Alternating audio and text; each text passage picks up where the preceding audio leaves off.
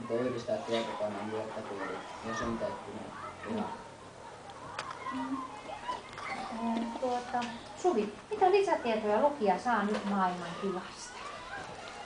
Miten ihmiset elävät tämän katkelman mukaan maailmassa?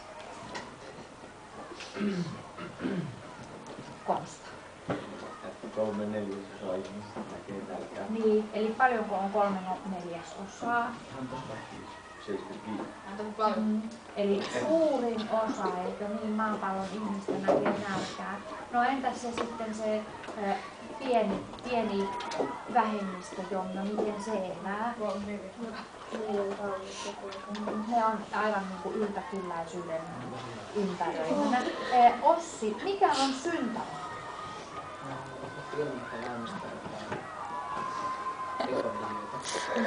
Kyllä. Mikä on superlelu? Ursula?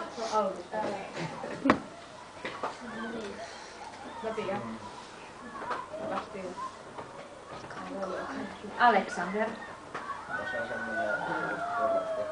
Anteeksi? Mikä? Mä en kuule, kun noin huutaa. Lelu, joka robotin muotoinen. Mikä on superlelu? Alexanoni.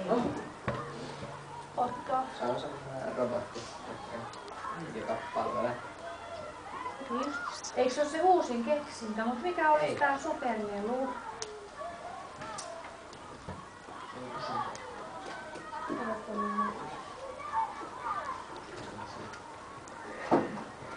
Johannes. Se on lelu, jolla on omat taidot tavallaan, mutta sit se ei ole älykäs kuitenkaan. No sitten, Aleksi.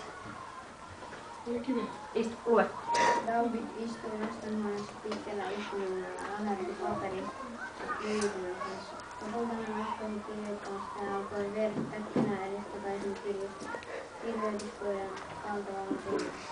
Nolle, hän sanoi. Nolle oli hänen seinän vasten ja hänen päällään oli kirja, jossa oli liikkuvia puuja ja jättämäinen muovisotilas. Isännän ääni aktivoi Nollen ja hän uusi istunut. Me saat hakea paperia.